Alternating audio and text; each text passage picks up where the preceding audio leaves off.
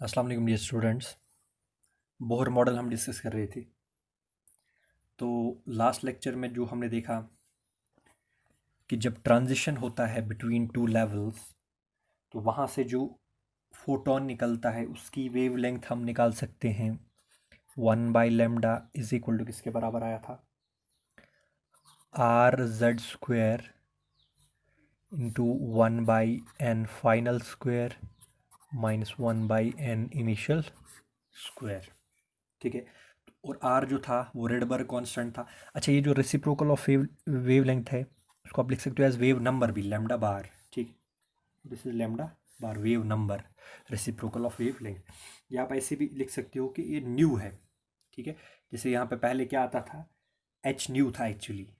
ठीक है, तो उसको हमने चेंज किया, फाइनली यहाँ पे हमने क्या लाया, रेडबर्ग कांस्टेंट। और रेडबर्ग कांस्टेंट जो होता है वो किसके बराबर होता है एक्चुअल में, that is 2 pi square m²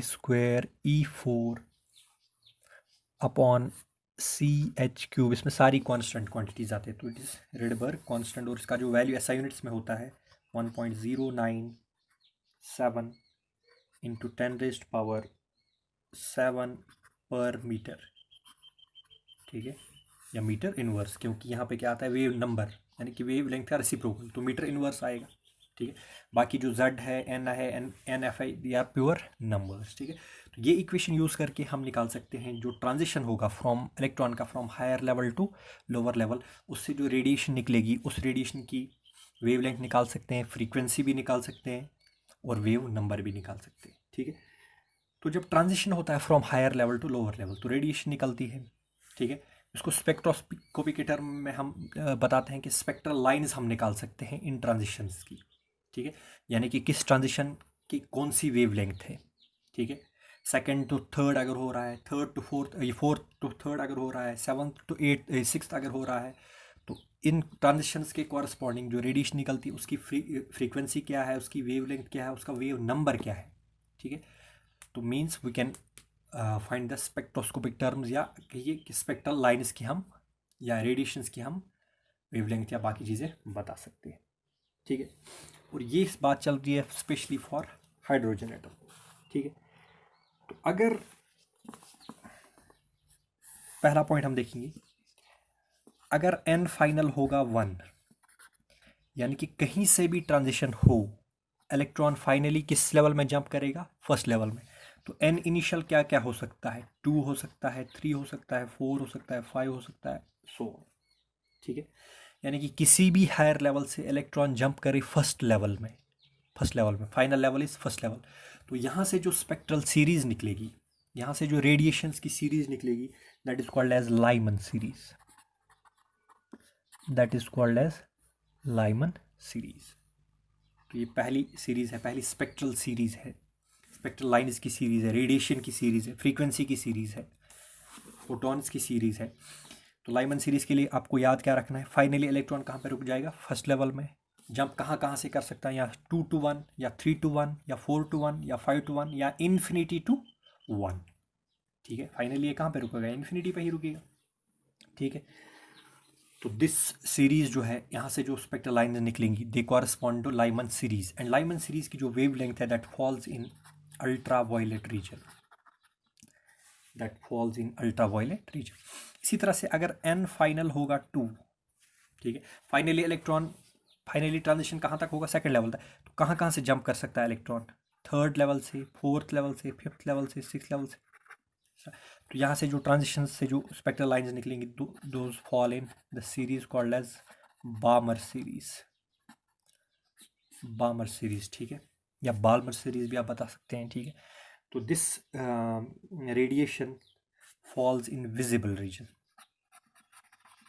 visible region यानी कि इनको हम देख भी सकते हैं। ठीक है, थर्ड सीरीज इज, अब आप खुद बता सकते हैं, सीक्वेंस में चल रहा है स्पास्टन सीरीज। इसके लिए फाइनल लेवल क्या होगी, 3। इनिशियल क्या क्या हो सकती है, 4, 5, 6 अप टू इन्फिनिटी। ठीक है, and this falls in infrared region. Paschen series किस रीजन में पड़ती है इलेक्ट्रोमैग्नेटिक स्पेक्ट्रम के किस रीजन में? इंफ्रारेड रीजन में, ठीक है। इसी तरह से ब्रैकेट सीरीज, अब इसके लिए एन फाइनल क्या होगा? 4, ठीक है।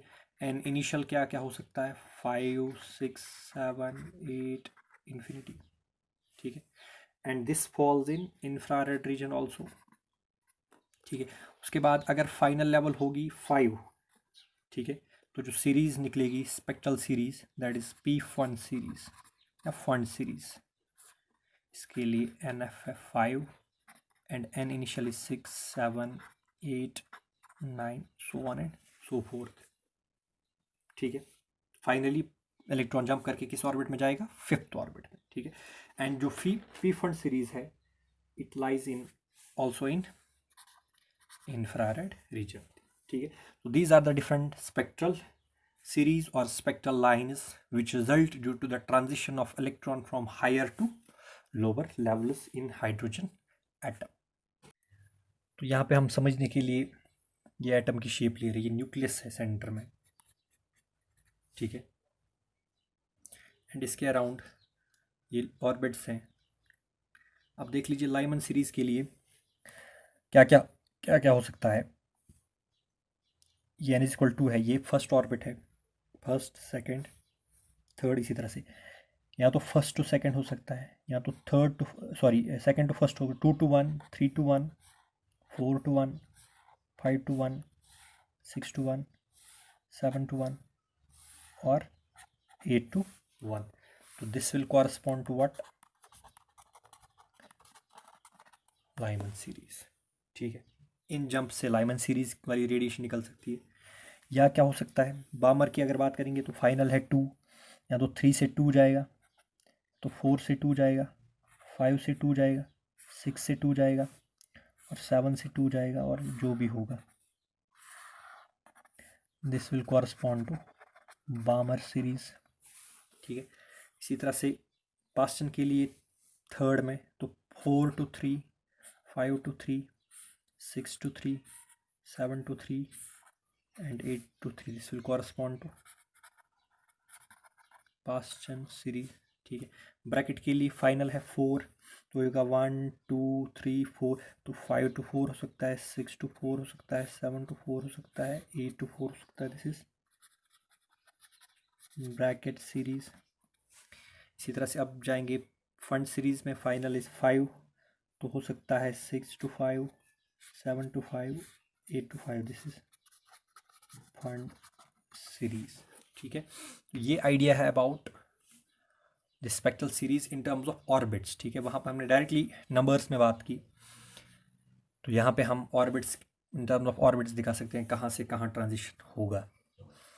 अब एक और बात, अगर मैं लाइमन सीरीज़ की बात करूँ, ये फॉल करती है अल्ट्रावायलेट रीजन में, ठीक है। तो अगर लाइमन सीरीज़ में हम देखेंगे डिफरेंट फोटॉन्स निकल रहे, डिफरेंट वेवलेंथ्स निकल रही है, तो एक निकल रही है 2 to 1 के जंप से, एक निकल रही है 3 to 1 के जंप से, एक निकल रही है 4 to 1 के जंप से। तो ज़्यादा एनर्जी का फोटोन कब निकलेगा किसी भी सीरीज़ में?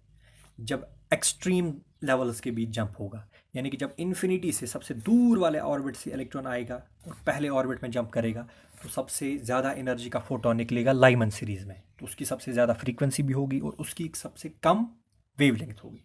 तो अगर आपको कम वेवलेंथ निकालनी है लाइमन सीरीज़ में, तो उसके लिए हायर लेवल से 1 पे जंप वाला ट्रांजिशन देखना है। अगर आपको कम वेवलेंथ चाहिए यानी कि ज़्यादा फ्रीक्वेंसी, तो यही वाला होगा। अगर आपको कम फ्रीक्वेंसी चाहिए यानी कि ज़्यादा वेवलेंथ, तो उसके लिए आपको क्या लेना है? जो फर्स्ट लेवल से नज़दीक लेवल होगी, यानी कि 1 and 2, 2-1 ट्रांजिशन।